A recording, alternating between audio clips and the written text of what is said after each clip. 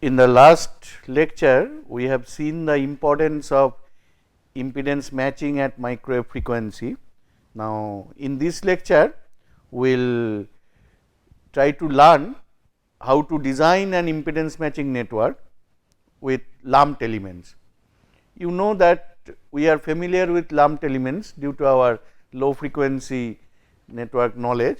So, up to certain frequencies, typically up to 1 gigahertz, lumped elements can be used for designing, but if we go at higher frequencies, then these lumped elements, their behavior starts changing. You know, the same element like a inductor, if we go higher and higher in frequency, an inductor also have some stay capacitances and other things, so that its behavior may become less inductive, sometimes even completely become capacitive, etc. Like in our labs, if you do any experiment with a lumped element and try to change the frequency of the source that you excite this component with, you may see that sometimes it becomes capacitive, sometimes it becomes not at all resistive, simply a resistor type of thing. Same with capacitor, etc. That is why at higher frequencies you cannot depend on these lumped elements. That time you need distributed circuitry to have these effects of L and C, etc. So, that we will see in the next lecture. So, this one is lumped element based impedance matching network design, and in many practical cases that conjugate matching, we have seen that it is ideal of impedance matching. If you can do conjugate matching between source and load, you can do many things. So, achieving both this gamma s, that means source reflection coefficient 0 and also the load reflection coefficient 0 by making the source and load impedance conjugate to each other. Now, that always is not at the hand of the designers. So, a designer, he or microwave engineer, he should be able to do that given a load and source, but always he can do put a network in between, that is called impedance matching network, and that network will do the job of impedance matching, that we call impedance matching network. So, he should be able to insert a network between source to load for giving this thing. This is called impedance matching network. You see that in the impedance matching network, so there is a input impedance, there is also, you see that there is an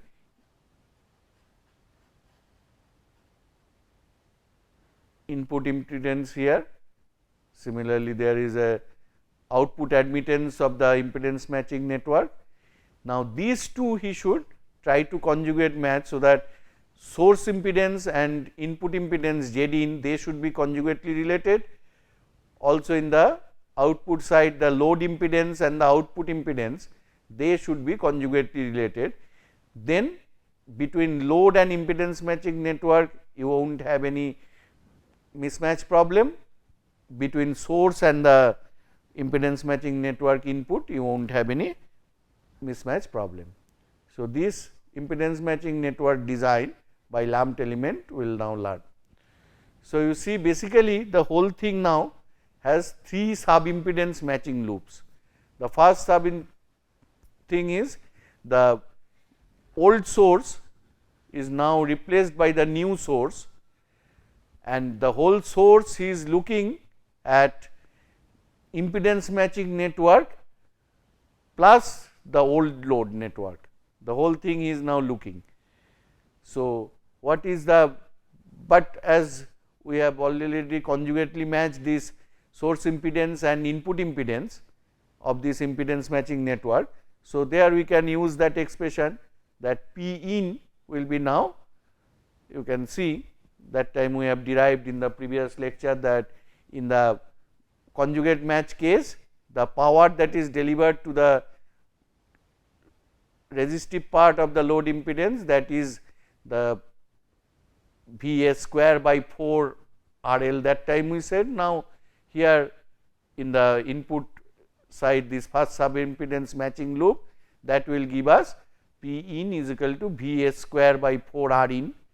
So, you see that this is same as what power is having at the resistive part of the source, the same power you can deliver at the input of the impedance matching network. Then this is the second sub impedance matching loop as can be seen. Now, nothing special about it. What happens to the third sub impedance matching loop, the source side, there you can see that PRS that has gone as P in the first sub impedance matching loop. Now, that power is again coming as P out and that is getting delivered at PRL. So, the source's total power, half of that is getting delivered to the load. So, this is the same case as the direct conjugate matching. So, with this introduction of impedance matching network also you are achieving the same thing, that half of the source power is PS, half of that is in the source resistance, half of that is in the load resistance, that thing you are achieving here. Now, this impedance matching network IMN, they can be constructed from either passive or active components. Now, there are good impedance matching network, they can be done with active elements like transistor based, emitter follower, source follower, buffer, they are the active element based IFN. Now, problem with active IFNs is obviously any active device, it is having much more change of states, electronic states, and that is why the noise of the whole thing increases. Then any active device is much more costly than passive devices. So, cost is increasing. Obviously, the any active device has a linearity limit, that is why linearity also degrade, and active devices many times have non-linearities.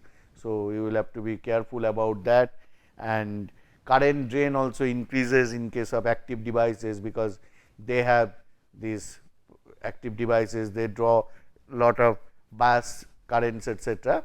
So, that is why it is preferred that if you can, if your purpose is served by doing the passive IMN, then that is advantageous.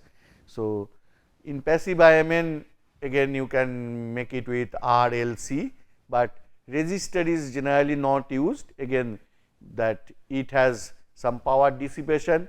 So, that is why if you can avoid it, it is good. Also resistor again is a bit of noisy device. So, generally resistor is not used for passive integrated matching networks. So, mainly passive IMN, by that we mean LC networks composed of either L or C.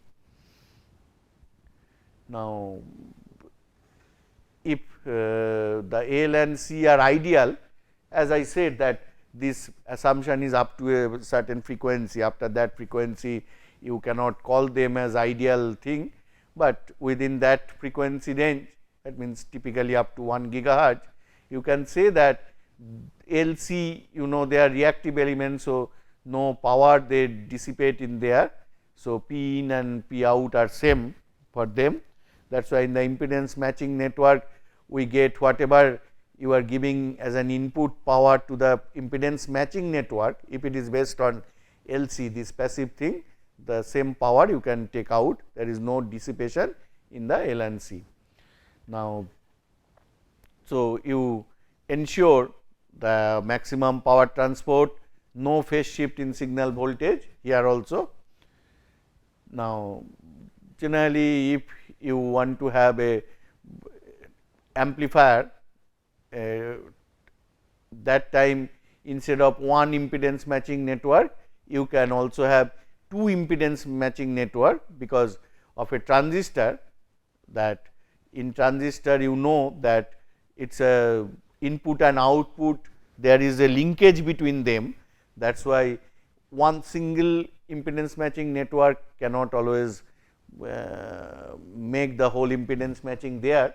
So, because of the coupling between the input and output, you know that either it is a 3 terminal device, any transistor. So, which one you call input and output, one of them is common. So, input and output there is coupling, that is why you need an extra level of matching network, generally they need 2 matching network, but we will not talk of this in these lectures. This is a designer of a microwave amplifier, he should know that how to do it, it is a more involved study. Now, basically we will see that if you are designing an impedance matching network, now LC based, there what happens that L and C, their impedances, they are frequency dependent, actually they have reactances which are frequency dependent. So, we can say the impedance of the matching network, that is frequency dependent.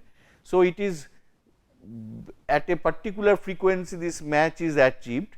Now, if you give a signal, generally you see any signal, our baseband signals, that composes of various frequency signals. It is very rare to get a single frequency, like when I am speaking, various sinusoidal signals are coming up. So, it is a mixture of various nearby frequencies. So, that means if an impedance matching network is matched at a particular frequency, but if the signal is a bit wider band, containing bit wider band of frequencies, what will happen? Will the impedance match holds? So, you see that from this diagram that there is in the Smith chart, if you plot the impedance, now if even with change in frequency the impedance does not change, it is rock solid at a point, then it is a good impedance match. But as the curve shows that there is generally a variation of like that, a locus of this as we vary the frequency. Now, obviously that variation of impedance, that should not be much, because then the purpose will be lost, because we are trying to get a particular impedance from this impedance matching network. So, that is why we define that what is narrow band matching. Narrow band impedance matching means the relative bandwidth, which is nothing but bandwidth, that is maximum frequency to which the network can be subjected minus the minimum. So, that bandwidth divided by the center frequency, that relative bandwidth is within 15%, that is called narrow band design. At the end of this week's lecture, we will see wide band impedance matching design, where much wider band of frequencies, that means a much wider signals which containing much wider band of frequencies, they also can be matched with that impedance matching network. Now, one thing is you can plot that, suppose always the reflection coefficient, even if you cannot make 0, you can make that, okay, I will make return loss up to certain level, as we see in the previous lectures that okay, I have so and so return loss, the so and so reflection load reflection coefficient. So, power loss is this much, okay, that let us say tolerable. In that case, we can decide that what is the maximum load reflection coefficient you can suffer. That means, return loss is defined as 10 log voltage reflection square magnitude square in dB scale. So, we can plot it, because if you have reflection coefficient, that means our in Smith chart thing, it is U plus JB. So, the power reflection coefficient, that will be gamma is equal to this capital gamma into capital gamma star is equal to U square plus V square. So, in the Smith chart thing, now consider Smith chart as a UV chart, it is a reflection coefficient chart. So, U square plus V square will represent circles, family of circles with center at 0 0 and radius a, radius given by the gamma magnitude. So, you can plot locus various circles of various return losses and see that whether that your impedance points, they are within that circle. If they are within that circle, you know that okay, that return loss is manageable. Like in the previous one, when you see that it is varying, now you can always see that okay, suppose I have also a requirement that frequency may vary like this, but return loss should not vary more than this. So, if we this graph, if we superimpose on that return loss given circle, from there you can see how much maximum return loss you can suffer, and from that you can say that whether this design is okay or not. So, this is called return loss limitation. So, impedance matching by return loss adjustment. Find acceptable RL level, draw the circle, it cuts real axis as 2 points. So, those two resistances are the extreme points beyond which you need not go. Now, this whole thing, that how much is your return loss of any impedance matching network, you can use network analyzer. We will study network analyzer later in this series of lectures. So, in network analyzer you can connect the input port or output port of the impedance matching network, and you can find various scattering parameters, that also we will study later. By that you can find out that what is the behavior of the impedance matching network. So, with the help of the network analyzer you can study impedance matching network. Now, let us come to the passive IMN design. So, there are various things in their terminology. The one arm means generally a series element. So, it can be an inductor or a capacitor. So, arm means a series arm, branch means a parallel branch. So, that also may be L and C. So, that means you can have either an inductor or a capacitor in series, a inductor or capacitor in branch, etc., various combinations of that. Now, let us say that IMN built up one part in series. So, in that case, suppose Z naught was the previous impedance, with that you add one part. So, Z becomes the new way. If it is in series, the extra delta Z is given by that extra arm. So, for L and C, delta R is equal to 0. So, you are adding that delta Z. Now, frequency response of a series L or C, you can see that varies like this. This is the frequency response. So, for inductance it is linearly varying, for capacitance it varies not linearly, it is a hyperbola type of variation, and you know this frequency response is known. So, in the Smith chart how that will vary, we have seen the capacitance and previous day. So, suppose P is a point, you see the mouse is not stable, this P. Now, this point P, suppose my point, with that it is before I join the impedance matching network or before I join the series arm. Now, I add an series thing. So, if it is a series inductor, that means the inductance value will be more. So, positive reactance will be more. So, from the Smith chart you know, basically that means I will move on the constant resistance circle, but I will move clockwise and get a higher value of reactance. On the other hand, if the series arm is a capacitor, then I will come down, that means I will move in the anti-clockwise direction. So, that is shown by CS direction. So, series arm makes a clockwise for L movement, anti-clockwise for a C arm. Now, similarly, the branch may be in parallel.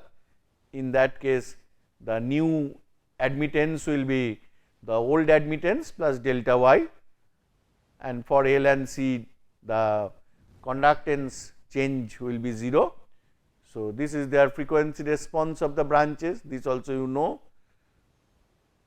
Now, in Smith chart, this means from the point P, from this point P, if I have a parallel branch of inductance, it means I am going in the anticlockwise direction, whereas for a CP parallel capacitor in parallel branch I am coming clockwise. Now, that means that in this the previous two pictures are put here. So, the point P you try to see, this point is the point P. So, this if there is an impedance, now the impedance matching network is either adding either an R or L or C, any of them, a single one. So, if it is a single element L, it is a movement in the clockwise direction. If it is a CS, it is in the anticlockwise direction. So, you see various pull directions here. Now, based on that, the point is that from one point P, suppose that return loss is not acceptable, I want to come closer or lower return loss circle. So, with the help of this impedance matching network, I can be pulled to various impedances. That is, this diagram will help you that which one to add, whether to add an LS, RP, you have various choices, but where it will be pulled you can easily see here, and so you see whether that is acceptable or not, etc., whether you are getting an increase of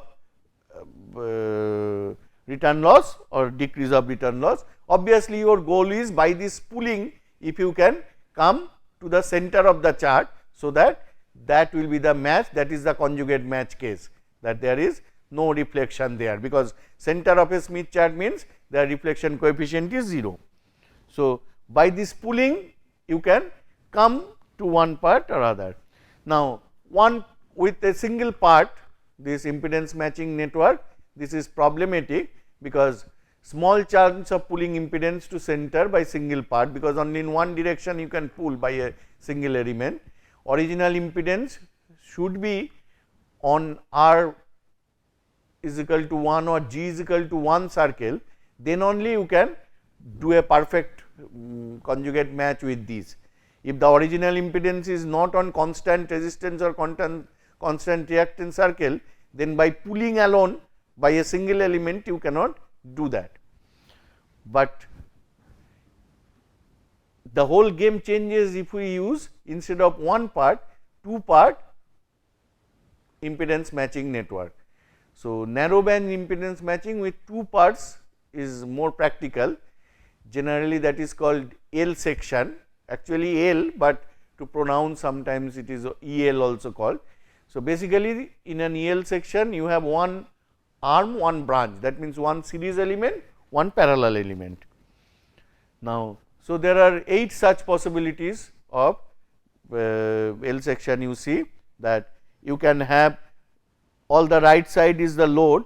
So, you have either a series C, both the series and parallel, that means the arm and branch both are C, both are L, the first one L, the second one L, or various combinations. So, there will be 8 such combinations as a senior.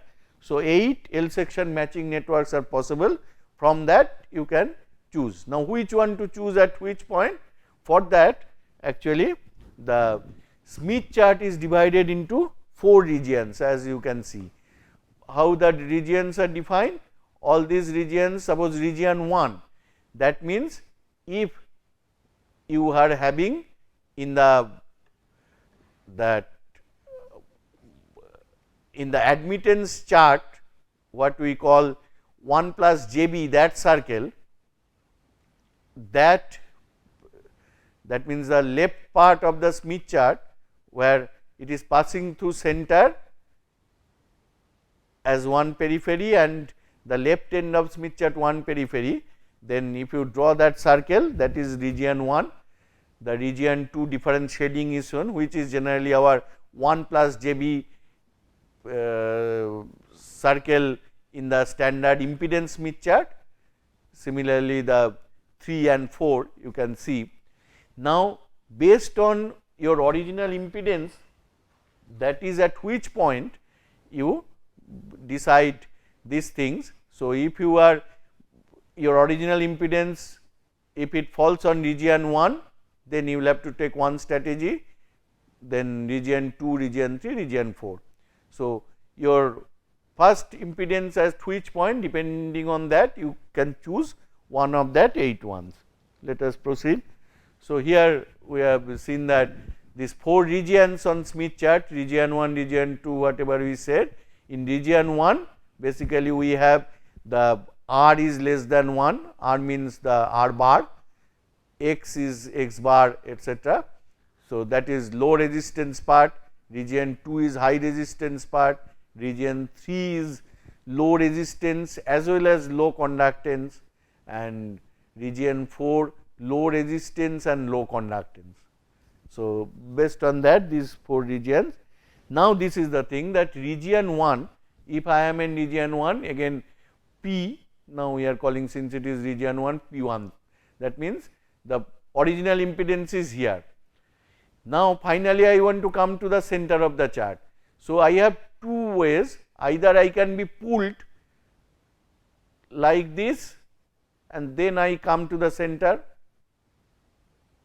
So, you see again I am doing that from P1 I will be pulled. I know that by one element I can be pulled in various ways. So, I will be pulled, I will be pulled from here to top, I will touch that 1 plus JB, that circle, it is reflected one, this constant one circle, and from there I will come to the center. Or I can, instead of that, I can also from here come like here up to this, and then I can be pulled to the center. So, I have 2 such alternatives. The first alternative, now again if you go to that single part there, how the pulling is. So, if I want a, by a single part I want a clockwise pulling, I should have an LS in the series arm, and then if I want a clockwise pulling, that should be in a parallel branch, it is a CP. So, that is why the first circuit in the right part, that LS CP is my choice. Or the second one means I will have to be pulled like this. So, you can see that if I want a this anticlockwise movement pulling, then I need a CS in the series part and one parallel LP. So, either this or this second one is my choice. Now, it is up to you which one you choose. We will see that the frequency response of these two are generally different. So, from that you need to plot the reference and see. Generally, the one rule of thumb is try to see that which one gives you the lower values of those L and C. That means, the when you are getting pulled, do not get pulled by much. So, the minimum path that you can take, but still that is a rule of thumb, always it is not valid. More meaningful is you can always plot the frequency response and try to be as better or wide bandwidth things by choosing the one which gives you more. The same thing in region 2, if you are originally in region 2, that means in point P2, you see that in 2 ways you can be pulled. From P2 you can either come down to point D and then from D to DO, or from P2 you could have gone to C and then C to O. So, again by looking at that final graph of one way thing, that means this one, this actually helps you to tell that which one you are getting pulled. So, which element to choose. So, from that people have already found out that for region 2 you have these 2 choices, same thing for region 3, you can be from P3 you can either come to C and then to O, or you can go to B and then O depending on that there are 2 choices, region 2 4 choices. So, if you summarize that common steps in all this, step 1 is pull the original impedance to either a G is equal to 1 circle or R is equal to 1 circle, which one is appropriate depending on your position. Then in the next, by the next part of the component, you get pulled to the center. So, the first part of the component that brings you to either a R is equal to 1 or G is equal to 1 circle, and the second part brings you to the center.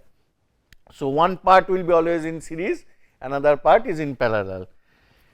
Now, it is up to you to select whether the first part you want as series or parallel. So, you see all these designs, whether the first one, that means from load the first connected one, that is in series or parallel, that is your choice.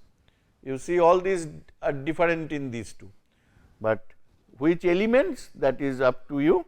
And you see that if your original impedance is in region 1 or region 2, then 2 parts, one of them will be L, another will be C. That is why I have given this heading. You see LC, LC. So, first and second region, they will have your choices, both the components are opposite, LC or LC. Whereas, if you are in region 3, then both parts are C.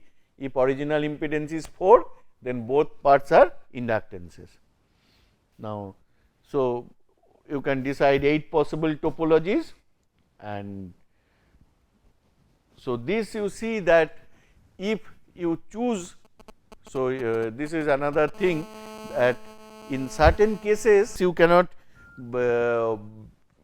always, it is not guaranteed that by this 2 1 you can get a proper impedance matching, that means always you will be able to come to center, that is not. So, here is a list that will help you, that if you are in region, the first column, first means second column says that if you are in those regions and you choose the topology that is in the first column, then you will be able to come out. But if the third column says that if you are in region of those regions and you choose that corresponding topology, you will not be able to come out. Those are called prohibited regions. So, if you are in prohibited regions, by that topology you cannot come out. So, that means, and also some other considerations is that topology 7 8, topology 7 8 means, you see here 7 and 8 means both the components are inductance. Now, fabricating an inductance is difficult at high frequencies, also inductances are costlier than capacitances. So, 7 and 8 generally people avoid, that these are costly. Then DC blocking, DC short circuiting, DC feeding, these are also other things, because capacitors sometimes are used for DC blocking, etc. So, which one you will if you do not have capacitors, DC blocking may be problem, etc. L, you know that if you have both L's, you can have DC short circuiting, etc. So, based on that. So, now prohibited regions are limitations of 2 sections matching. So, always it is not guaranteed that you will be able to come out by any topology, but if you choose the proper topology, then whatever way we have shown, you will not be in the prohibited region. So, you have some choices there, but it is a limitation that by 2 parts you cannot have always a match. That is why 3 parts are better, that impedance matching network built of 3 parts. These are all the possible topologies we have listed. We are not going here, just for your reference, if any of you attempt it here, then you can see that there are some of the cases like the topology number 3 and topology number 3 in both the pi type and T type, there are no prohibited regions. So, all possible wherever you are in the Smith chart in the original impedance, always it can be matched by these topologies. Okay. So, in this lecture we have tried to see the L section matching, that means by LC network how to do the impedance matching. so that you can put an impedance matching network. If the source and load, they are not in your hand, they are impedances, but you want to make a conjugate match for them, you can put proper LC network. So that source will also see that okay, it is seeing a conjugate matched network. Similarly, load will also see that the impedance matching network is developing, giving me the conjugate matched source. So, both the power transfer can be there. Internally inside the impedance matching network, there may be reflections and things. We are not bothered about that, because our job is transport from source to load, that is achieved by impedance matching network. So, this is about passive, using passive components to do this matching. In the next lecture, we will see how we can use distributed components to do the same type of matching.